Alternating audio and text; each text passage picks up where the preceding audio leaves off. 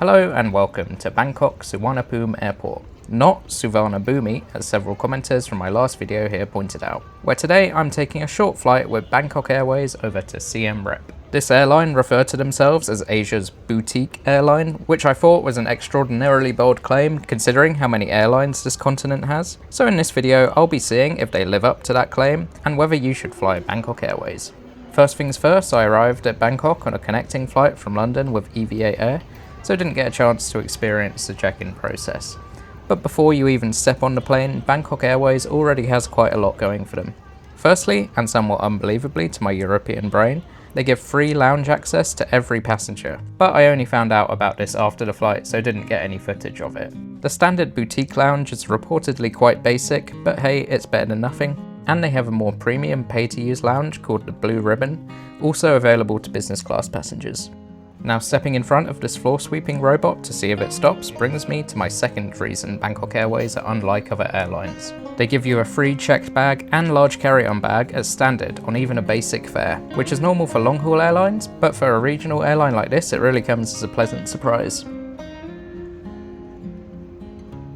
By the way, that's the tail of the EVA Boeing 777 I just spent 12 hours on before filming this. Check out my review in the description below if you want to find out what their long-haul economy class is like. Back to Bangkok Airways though, slightly less premium is the fact that they almost exclusively use bus gates. But as a small airline I don't really hold it against them, and as an av geek I love any chance to walk beneath a plane. As we take the bus to our aircraft, I should also note I made this booking for a group of 4, and I booked our seats all next to each other, and they were free to select by the way, which is also very good. But a few days before departure they changed the aircraft from an ATR 72 to the larger Airbus A319 and split us up so there were 2 of us at the front and 2 of us at the back. I only noticed this at check-in, at which point all of the seats were fully booked, so we ended up sitting separately. But I can imagine for small families especially this could be problematic. Anyway, before we step on board, here are the stats and route map for today's flight. A very short flight of just under 400 kilometers to Cambodia's second largest city, and whilst I've listed the flight time as 1 hour and 7 minutes here, the actual time spent in the air was only 42 minutes thanks to a long taxi time, which makes the full meal service you'll see once we're airborne even more impressive.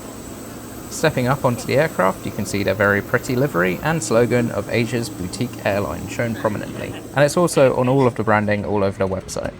They have some preferred seats at the front which cost $9 extra to book, but as far as I can tell they don't have extra legroom. Then into the main cabin where all the seats give a generous 30 to 31 inches of seat pitch, and to put that into a bit of context, Bangkok Airways fit 144 seats onto this Airbus A319, whilst EasyJet cram 156 seats, or 12 more, onto the same plane. The seat is also very generously padded, so pretty comfortable, but this is a 20-year-old plane and it feels a bit on the dated side.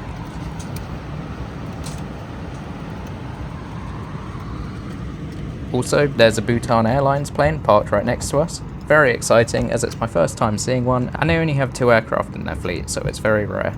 And speaking of small fleets, Bangkok Airways is also pretty small with 13 Airbus A320 family aircraft and 10 ATR 72-600s, serving about 17 destinations mostly across Southeast Asia. Also at your seat you'll find an in-flight shop magazine and a general travel magazine, which I always appreciate as it keeps me distracted for at least 2 minutes. Plus on the very first page is a big picture saying "Long live the Queen," which makes me nostalgic as a British person even if it's a different queen.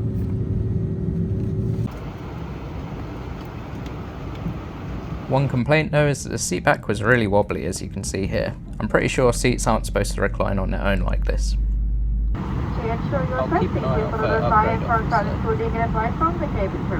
Thank you for your attention. Anywho, it was soon time to push back and taxi to the runway, so here's a bit of that. And this flight was almost perfectly timed with sunset, so very scenic.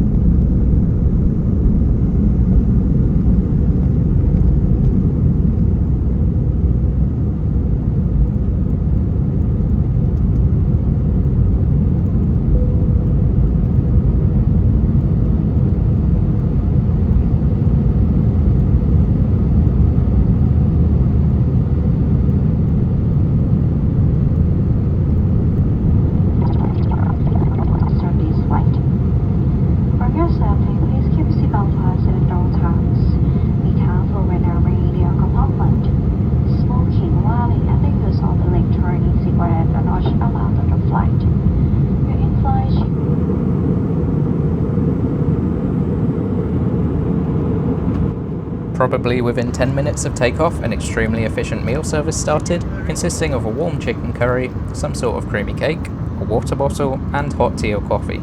This was the only option, which is understandable on such a short flight, but it was pretty decent, as was the dessert, and they actually give you metal cutlery, a wet wipe, and follow up with tea or coffee. So I was very impressed with the in-flight service, and the crew were really friendly and smiley as well. So overall, just a very solid experience. And since the flight was so short, that's all I filmed, so here's the landing into Siem Reap-Angkor Airport.